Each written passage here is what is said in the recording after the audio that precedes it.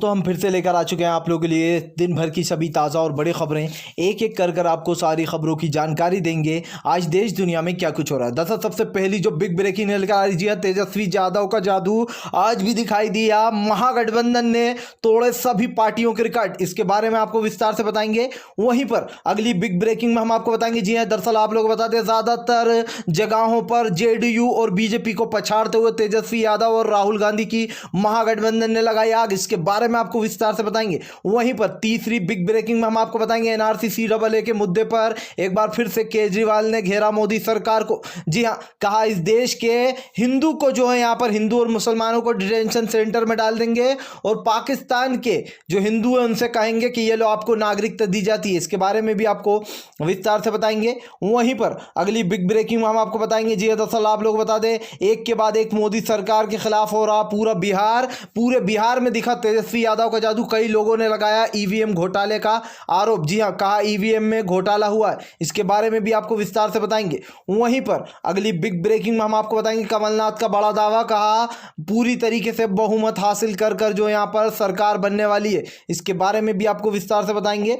वहीं पर अगली बिग ब्रेकिंग में हम आपको बताएंगे। जी दरअसल आप लोग बताएं, डोनाल्ड ट्रंप की हार की वजह से मोदी जी हो रहा है बुरी तरीके से जगह जगह पर ट्रोल। जी हां, लोगों ने कहा अब डोनाल्ड ट्रंप के बाद मोदी जी का ही नंबर है, इसके बारे में भी आपको विस्तार से बताएंगे। वहीं पर अगली बिग ब्रेकिंग में हम आपको बताएंगे। जी दरअसल आप लोग बता दें, कई जगहों पर जो है वोटिंग में बड़ा उलटफेर हुआ। जी हाँ, जहां पर सुबह सुबह बीजेपी आरजेडी सबसे आगे चल रही थी, उसके बाद जेडीयू आगे हो गई, लेकिन फिर से एक बार आप लोग बता दें आरजेडी पछाड़ते हुए आगे निकल गई है, इसके बारे में भी आपको विस्तार से बताएंगे। कैसे बहुमत हासिल कर रही है और जीत जो है तेजस्वी यादव की पक्की, इसके बारे में भी आपको विस्तार से बताएंगे।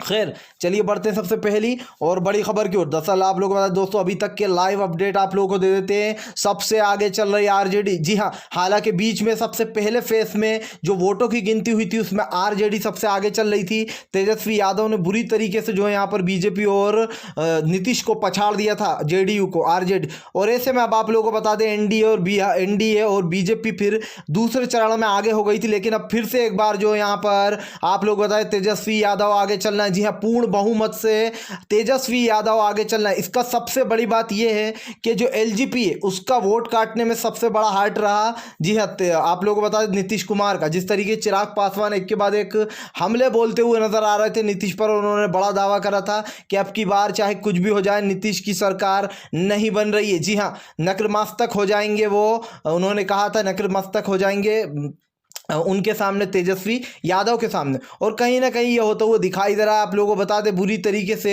जेडीयू और बीजेपी का पत्ता उड़ गया है। जी हाँ, वहीं पर आप लोगों को बता दें कि जिस तरीके से आज तेजस्वी यादव और राहुल गांधी का तेज देखने को मिला है, लोगों ने अब की बार जो वोट डाले वो मुद्दे पर डालें। हालांकि गोदी मीडिया लगातार ये बताती रही है अब ये ऊपर ये नीचे, लेकिन सच्ची बात यह है कि सबसे ज़्यादा अब की बार बिहार की जनता इतनी बेवकूफ़ नहीं है, वो सोच समझ कर वोट दिया है उसने। हालांकि कई जगह ये आरोप भी लगाया जा रहा है कि बीजेपी ने कई जगह ईवीएम में बड़े घोटाले किए हैं और हैक करने की कोशिश भी की गई है। खैर चलिए हम बढ़ते हैं एक और अगली बिग ब्रेकिंग की तरफ। बता दें आप लोगों को अगली जो बड़ी खबर निकल कर आ रही है, राहुल गांधी ने बोला बड़ा हमला, कहा जीत हमारी पक्की है। जी हाँ, महागठबंधन ही जीत रही है। दरअसल आप लोग बताएं, जिस तरीके से लगातार राहुल गांधी और तेजस्वी यादव का बिहार में तख्ता पलट देखने को मिल रहा है और दिखाई दे रहा है नीतीश की सरकार पूरी तरीके से सुपड़ा साफ। राहुल गांधी का बड़ा ऐलान, कहा जीत हासिल कर ली है, पूरी बहुमत से करेंगे। जी हाँ, यानी कि एक बार फिर से जो यहाँ पर बीजेपी की वजह से नीतीश लटक गए हवाओं में। इसके बारे में आप लोगों को बता दें कि नीतीश कुमार की बिहार में अब नीतीश के चेहरे पर और मोदी जी के चेहरे पर कोई वोट नहीं डालना चाहता है। खैर चलिए हम बढ़ते हैं एक और अगली बिग ब्रेकिंग की तरफ। बता दें आप लोगों को अगली जो बड़ी खबर निकल कर आ रही है। जी हाँ, दरअसल आप लोग बता दें डोनाल्ड ट्रंप के बाद मोदी की उड़ी हवाइयां, लोगों ने बड़ा हमला, कहा मोदी सरकार जिसके लिए प्रचार करते हैं उसका पूरी तरीके से पत्ता साफ हो जाता है। दरअसल आप लोग बता दें,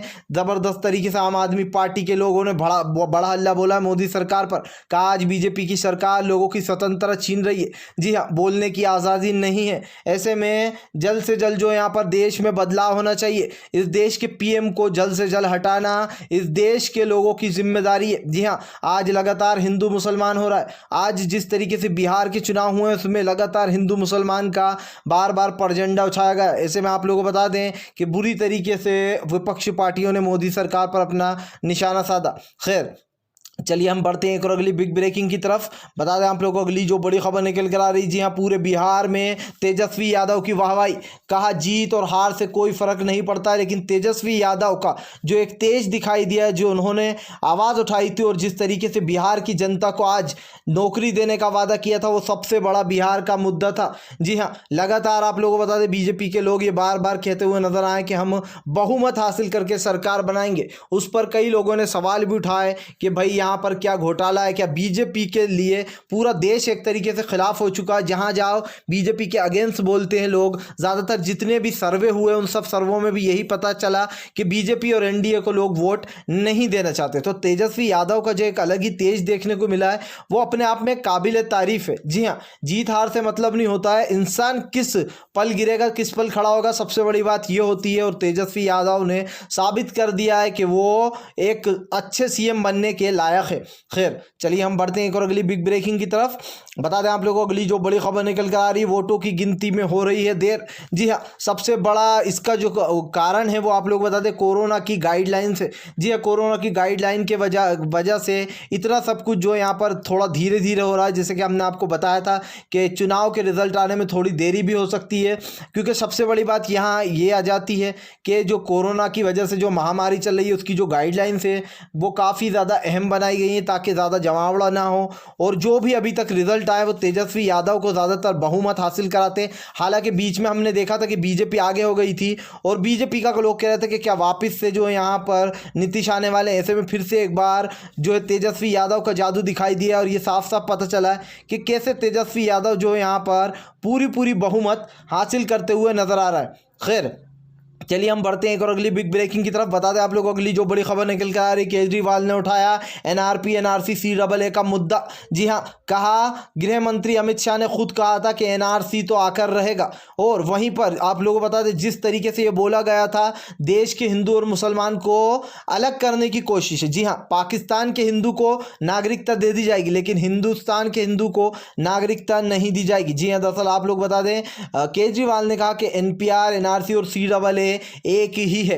जी हाँ, इसको अलग अलग तरीके से बताया जा रहा है, पहले NPR आएगा फिर एनआरसी फिर CAA। इस तरीके से लोगों ने जिस तरीके से असम में देखा किस तरीके से हज़ारों लाखों लोग डिटेंशन सेंटर में बंद हैं, उसको लेकर भी केजरीवाल ने बड़ी बात बोली। उनका कहना था कि आज सभी लोग जानते हैं कि डिटेंशन सेंटर में 19 लाख लोगों की जो है नागरिकता छीनी गई थी असम में और कहा गया था ये इस देश के नागरिक नहीं है। तो ऐसे तो हमारे इंडिया में 99% लोगों के पास प्रमाण पत्र नहीं होगा, तो क्या मोदी जी सबको डिटेंशन सेंटर भेज देंगे? और उस पर बड़ी बात यह है कि पूछा जाएगा तुम मुसलमान हो तो तुम्हें एनआरसी, तुम जो यहाँ पर के नागरिक नहीं हो। और केजरीवाल ने यह भी कहा कि पूछा जाएगा तुम यहाँ के हिंदू हो या पाकिस्तान के। अगर उसने बोल दिया पाकिस्तान का है तो उसको नागरिकता मिल जाएगी। अगर उसने कहा कि मैं हिंदुस्तान का हूँ, उसके पास कागज़ पत्तर नहीं हुए, तो डिटेंशन सेंटर में उठाकर पटक दिया जाएगा। तो आप खुद सोच सकते हैं किस तरीके की यहाँ पर जो है उलटफेर चल रही है और क्या कुछ हो रहा है। खैर चलिए हम बढ़ते हैं एक और अगली बिग ब्रेकिंग की तरफ। बता दें आप लोगों को अगली जो बड़ी खबर निकल कर आ रही है, जी हाँ, आप लोग बता दें मोदी सरकार का भयंकर विरोध। किसानों ने बोला बड़ा हमला, कहा बिहारी क्या हर जगह बीजेपी की सरकार को हराएंगे। जी हाँ, बीजेपी को पूर्ण बहुमत कहीं नहीं मिलने देंगे, जहाँ से आए मोदी जी को वापिस वहीं भेजना है, गुजरात उनके गढ़। दरअसल आप लोग बता दें किसानों का गुस्सा चरम सीमा पर पहुंच चुका है। आज काले कानून के बिलों को पास कर दिया गया जिसको लेकर भयंकर विरोध दिखाई दे रहा है। आप लोग बताते हैं कैप्टन अमरिंदर सिंह ने अभी जंतर मंतर में 3 दिन पहले जो यहाँ पर धरना दे दिया था, उसको लेकर भी उन्होंने बड़ी बात बोली। कहा आज बीजेपी की सरकार लोगों की नागरिकता छीन रही है, यहाँ के लोगों को बोलने तक नहीं दिया जा रहा है। जी हाँ, आज़ादी पूरी तरीके से छीन चुकी है और लोग जो है अपनी खुलकर आवाज़ भी नहीं उठा पा रहे हैं। इसको लेकर आप लोगों को बता दें भयंकर विरोध चला किसान बिल को लेकर। पटरियों पर लोग डटे रहे, हट नहीं रहे थे, लेकिन उसके बाद कुछ पंजाब के लोगों को समझाया गया कि बिजली की प्रॉब्लम आ रही पंजाब में, ऐसे में पटरियां खाली करा दी। उसके बावजूद भी मालगाड़ी नहीं चलाई गई है अभी तक पंजाब में। खैर चलिए हम बढ़ते हैं एक और अगली बिग ब्रेकिंग की तरफ। बता दें आप लोगों को अगली जो बड़ी खबर निकल कर आ रही है, सबसे बड़े दलाल पत्रकार की बेल टलने से अंधभक्तों को लगा बड़ा झटका। जी हाँ, सोशल मीडिया पर कुछ लोग अर्नब गोस्वामी का परझंडा लहरा रहे हैं। कहा हाई कोर्ट ने जो फैसला दिया वो गलत। अब आप खुद सोच सकते हैं जिस तरीके से अपने चैनल पर बैठकर झूठ बोलता था अर्नब गोस्वामी, उसकी जो रिपोर्ट है वे आपको सबको पता है कि जो यहाँ पर बेल होना थी वो रिजेक्ट कर दी गई है, यहाँ तक कि टाल भी दिया गया। अब लंबे खिंच गए अर्नब गोस्वामी। जी हाँ, 4 दिन बाद जो है सुनवाई होगी। ऐसे में आप खुद सोच सकते हैं जो पत्रकार अपने चैनल पर बैठकर हिंदू मुसलमान का परझंडा चलाता हो, या फिर अपने चैनल पर बैठकर जो है यहाँ पर सुशांत सिंह राजपूत की सुसाइड को बताता हो कि मर्डर बताता हो, तो फिर उसके क्या कार्रवाई होना चाहिए। जैसे कपिल मिश्रा पहुंचे थे विरोध करने, ऐसे कर कर उनको गिरफ्तार कर लिया गया। अब ये 2-2 3-3 लोग उठकर आना है और अर्नब गोस्वामी के खिलाफ अपनी अपनी राय दे रहे हैं।